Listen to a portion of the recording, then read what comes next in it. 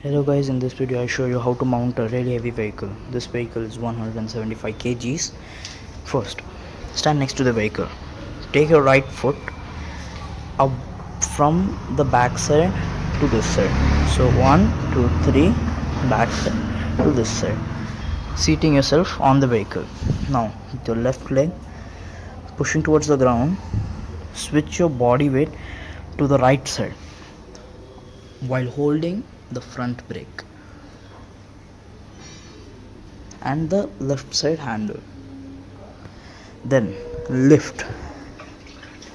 After you have lifted the vehicle, turn the handle so it is straight, and then finally remove the stand.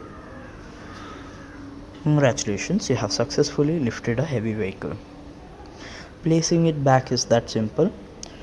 Hold the brake, place the stand, and then twist the handle.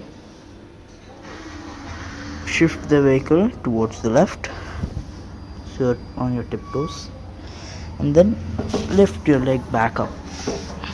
Congratulations, you have mounted and unmounted from a heavy vehicle.